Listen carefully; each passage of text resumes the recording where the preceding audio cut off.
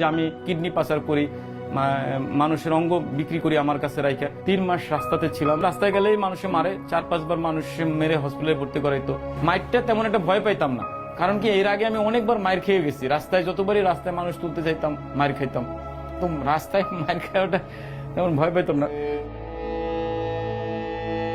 মাইর খাওয়ার অভ্যাস হয়ে গেছিল। আসলে অনেক সময় মনে হইতো যে আত্মহত্যা করব, মরে যাব, এগুলি দিয়ে কি করতেছি, কেন করতেছি। Hello everyone, my name is Jadu Islam and today we going to talk about a case. আজকে আমরা এরকম একটি কেস নিয়ে কথা বলবো যে কেসটি সম্পূর্ণ শোনার পর আপনি নিজেকে এই প্রশ্নটি করতে বাধ্য হবেন যে এই পৃথিবীতে কি আসলে এই বিশ্বাস নামক শব্দটা এক্সিস্ট করে। তখন লিটন সমুদ্রের মতো মানুষ পৃথিবীর সবচাইতে নিম্ন অবাগাদারের ইমোশন নিয়ে খেলা করছে, তখন মনে এই প্রশ্নটি অবশ্যই জাগে যে বিশ্বাস নামক শব্দটা আজ কোথায়।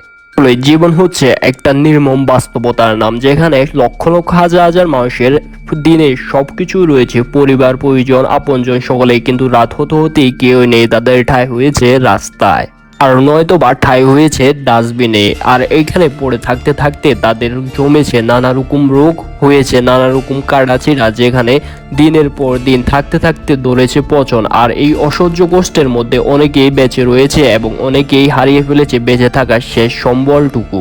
বেঁচে থাকার জন্য প্রয়োজন নেই তাদের কোনো কিছুরই, তাদের শুধু দরকার 3 বেলা খাবার এবং থাকার জন্য একটুকু স্থান, যেখানে তাদের ভবিষ্যৎ নিয়ে নেই কোনো পরিকল্পনা, শুধু রয়েছে অতীত নিয়ে হাজারো দুঃখ, বেদনা এবং কষ্ট, যা তারা মুখ থেকে প্রকাশ করে না, মনে চেপে রেখেছে। আর নিজের শারীরিক বিভিন্ন রোগের সাথে লড়াই করে যাচ্ছে, বিভিন্ন পচনের জায়গায় তারা হাত রেখে বিনা চিকিৎসায় বেঁচে রয়েছে হাজারো দিন। এখন এইসব অসহায় দুস্থ মানুষদের এক টুকরো আশার আলো দেখিয়ে তাদেরকে নিয়ে যাওয়া হয় বৃদ্ধাশ্রমে, সেবা যত্নের নাম করে করা হয় মারধর এবং তাদেরকে যত্নে রাখার নাম করে বিক্রি করে দেওয়া হয় তাদেরই অঙ্গ। তখন প্রশ্নটা অবশ্যই দাঁড়ায় যে মানবতা আজ কোথায়। যে মানুষটাকে বলা হচ্ছে মানবতার ফেরিয়ালা, সে যখন রাক্ষস হয়ে দাঁড়ায় তখন মানুষ যাবে তো যাবে কোথায়। বললো যে তুমি তোমার পায়ে দাঁড়াও এবং তুমি নিজে কিছু করার জন্য চেষ্টা করো, যদি পড়াশোনা করতে হয় সেক্ষেত্রে তুমি তোমার নিজের ইনকাম থেকে শুরু। স্টাডি করা যাক সম্পূর্ণ কেসটি। মানবতার ফেরিওয়ালা নামে পরিচিত মিল্টন সমদ্দার বৃদ্ধ এবং অসহায় দুস্থদের সাহায্য করার জন্য গড়ে তুলেছেন 2টি বৃদ্ধাশ্রম, যেগুলোর নাম হচ্ছে child's and old health care. অসহায়, দুর্ভাগা এবং পরিবারহীন মানুষদের তিনি দিয়েছেন এই বৃদ্ধাশ্রমে ঠাঁই, কিন্তু যতটুকুই না করেছেন তার থেকে বেশি প্রচার করেছেন তিনি সোশ্যাল মিডিয়ায়। যখন কালবেলায় এই আর্টিকেলটি প্রকাশ করা হয় যে মিল্টন সমদ্দার মানবতার আড়ালে খুবই ভয়ঙ্কর, তখনই তিনি দেশের আলোচনার কেন্দ্রবিন্দুতে চলে আসেন। আর এখানে প্রশ্ন দাঁড়ায় যে কালবেলায় সে আর্টিকেলটিতে কি এমন লেখা হয়েছিল যে একজন মানুষকে মানবতার ফেরিওয়ালা থেকে সমাজের সামনে রাক্ষসে পরিণত করেছে। চলুন জানা যাক। কালবেলা সে আর্টিকেলটিতে লেখা ছিল যে তার বৃদ্ধাশ্রমের পাশে বাইতুল্লাহ আল জামে মসজিদ নামে একটি মসজিদ রয়েছে, যারা তার এইসব কাজকর্ম থেকে, সামাজিক কাজকর্ম থেকে অনুপ্রেরণা পেয়ে সেই বৃদ্ধাশ্রমে যারা মারা যায় তাদের ফ্রিতে গোসল করার দায়ভার গ্রহণ করে, এবং যখন সেখানে লাশ নিয়ে যাওয়া হয় তখন যারা এই লাশগুলোকে গোসল করাতো তারা জানায় যে বেশিরভাগ লাশেরই পেটের পাশে বেশিরভাগ ক্ষত চিহ্ন বা কাটা চিহ্ন দেখতে পাওয়া যেত। যখন এ নিয়ে মিল্টন সমদ্দারকে প্রশ্ন করা হয় তখন তিনি এই জায়গায় লাশ পাঠানোই বন্ধ করে দেন। এরপর এ নিয়ে যখন স্থানীয় কিছু বাসিন্দাকে জিজ্ঞাসাবাদ করা হয় তখন তারা এমন তথ্য দেয় যে তথ্যগুলো শোনার পর আপনি নিজেকেই প্রশ্ন করতে বাধ্য হবেন যে মিল্টন সমদ্দার কি আসলেই কোনো মানুষ ছিল নাকি মানুষরূপী কোনো রাক্ষস। কারণ তারা জানায় যে যখন সে বৃদ্ধাশ্রমে কোনো এরকম রোগী আসতো যার কিডনি, লিভার এগুলো ভালো, তখন তাকে অনেক ভালোভাবে ট্রিট করা হতো এবং দোয়া করা হতো যেন সে খুব তাড়াতাড়ি সুস্থ হয়ে ওঠে। এর কারণ কি? এর প্রধান কারণ হচ্ছে যখনই সে সুস্থ হয়ে উঠতো তখন তাকে তার কিডনি, লিভার এগুলো বের করে নেওয়া হতো এবং এগুলো বিক্রি করার পর এর কিছুদিনের মাঝে ওই সুস্থ সবল লোকটি মারা যেত। বসে ব্রিজ আমার কমলাপুর নিজের জায়গা দেখতে গিয়েই একজন 65 বছরের বৃদ্ধ, যার নাম ছিল শামসুদ্দিন, সে এই মিল্টন সমদ্দারের লাঠিসোঁড়া বাহিনীর হাতে প্রচুর মার খায় এবং সেখানে তখন সাক্ষী হিসেবে ছিল তার মেয়ে এবং মেয়ের জামাই। পরে ভুক্তভোগী ফ্যামিলি মিল্টন সমদ্দারকে প্রধান আসামি করে একটি মামলা দায়ের করে। এদিকে মিল্টনের বয়ে খ্রিস্টান পাড়ায় যায় না সেখানকার অনেক স্থানীয় মানুষ। তাদের মধ্যে একজন হচ্ছে হেমন্ত রেজারিও, যার একটি জমি রয়েছে মিল্টনের আশ্রমের পাশে। তিনি এটি ক্রয় করেছিলেন একজন সেখানকার স্থায়ী বাসিন্দার কাছ থেকে, কিন্তু মিল্টন সেটি জোরপূর্বক আদায় করে নেয় এবং সেখানে অবৈধভাবে তার স্থাপনা তৈরি করে। পর যখন এসব নিয়ে হেমন্ত রোজারিও তাকে বাধা দেয় তখন মিল্টন তাকে প্রচুর মারধর করে, কিন্তু তিনি সেখানকার স্থানীয় মানুষদেরকে নিয়ে মিল্টনকে বাধা দেয় এবং এরপর মিল্টনের সেই স্থাপত্য ভেঙে দেওয়া হয়। কিন্তু আজও হেমন্ত রোজারিও সে নিজ জমিতে যেতে ভয় পায়। আলম মানিক নামে একজন লোক তার বৃদ্ধাশ্রম থেকে তার বোনকে নিয়ে আসতে গেলে তখন মিল্টন সমদ্দার সেখানে বাধা দেয়। এরপর ওই লোকটিকে নানা রকম ভয়ভীতি দেখায় এবং মারধর করারও হুমকি দেয়। সর্বশেষে লোকটি বাধ্য হয়ে ট্রিপল নাইনে ফোন করে এবং প্রশাসনের সহায়তা নেয়। তখন এরকম একটি ভিডিও উঠে আসে যে পুলিশের সামনে মিল্টন সমদ্দার ওই লোকটিকে অশ্রব্য ভাষায় একদম যা নয় তা বলে গালি দিচ্ছিল। মিল্টন সমদ্দার এমন একজন লোক যিনি যে খ্রিস্টান চার্চে বড় হয়েছে সেই খ্রিস্টান চার্চই নিজে বুক করতে চেয়েছিলেন এবং নকল দলিলপত্র জোগাড় করে তাদেরকেই লিগেল নোটিশ পাঠায় এই মিল্টন সমদ্দার। বাট তারা যখন কেস করে তখন জানতে পারে যে সবকিছুই নকল ছিল এবং হাইকোর্ট তখন এমন ডিসিশন দেয় যে যারা বৈধভাবে খ্রিস্টান চার্চটি দখল করতে চেয়েছিল তারা যেন সেই জায়গায় কখনো পা না রাখে, এবং এখানেও প্রধান আসামি ছিল মিল্টন সমদ্দার। এইসব বিষয় নিয়ে যখন তাকে প্রশ্ন করা হয় তার কাছে ছিল না কোনো সৎ উত্তর, উল্টো তিনি ঘুরিয়েছেন তখন কথা।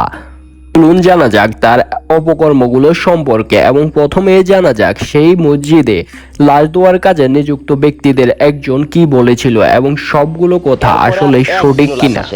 তা আমরা কিভাবে প্রমাণ রাখবো? ওই যারা গোসল করে, এক ভাইয়ের নাম কাশেম, তো এরা গোসল করে, তো কাশেম ভাই যে বয়স্ক লোক মুরব্বী, উনি বলছে যে ভাই আমি গোসল করাইতে একটু অস্বীকার করতেছি, বলতেছে যে ওই শরীরে বিভিন্ন অংশে কাটা ছেঁড়া থাকে, সেলাই করা থাকে, কাটা ছেঁড়া থাকে, এদিকে আবার তাজা রক্ত পড়তে থাকে।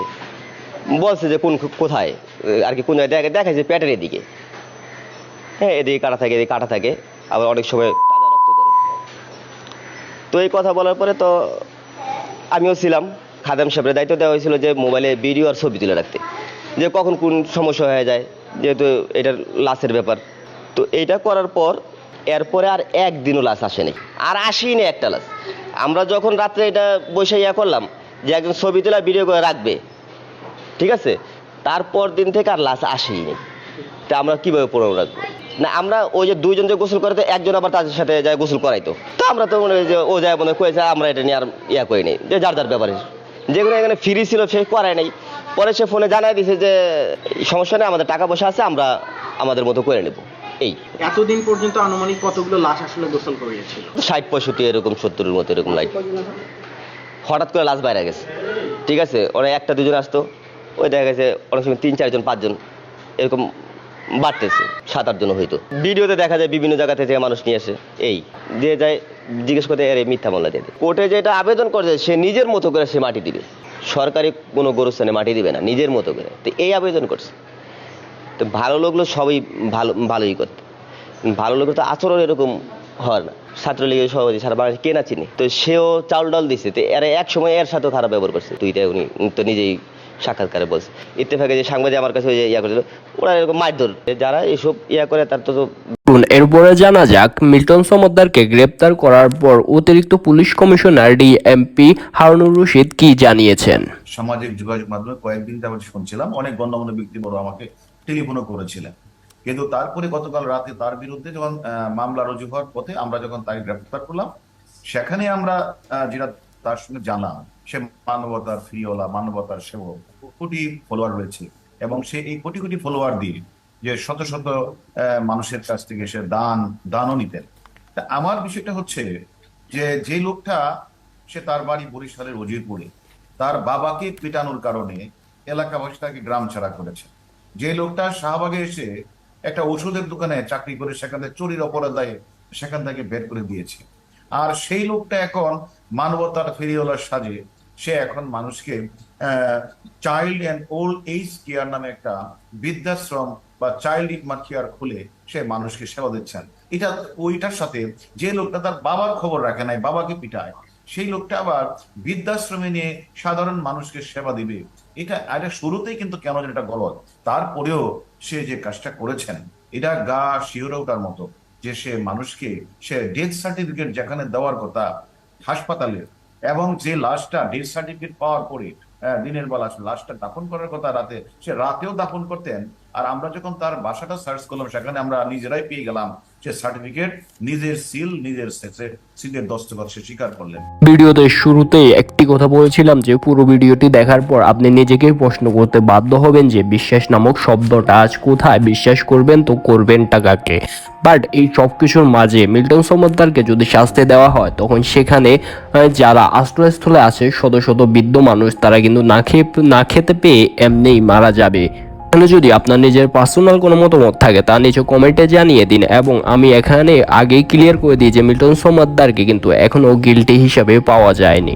যারা এই চ্যানেলের পুরনো ভিউয়ার রয়েছে তারা জানে যে আমি একটি ক্যাম্পেইন চালু করেছিলাম, একটি চ্যালেঞ্জ নিয়েছিলাম যে 100 দিনে 100টি ভিডিও এবং 300টি শর্ট আপলোড করব, যা আমি করতে পাইনি, কিন্তু এখন থেকে রেগুলার ভিডিও আপলোড হবে, অর্থাৎ সেই চ্যালেঞ্জটি আবার করার চেষ্টা করব এবং 100 দিনে 100টি ভিডিও অবশ্যই আপলোড করবই। To be a member of our YouTube family.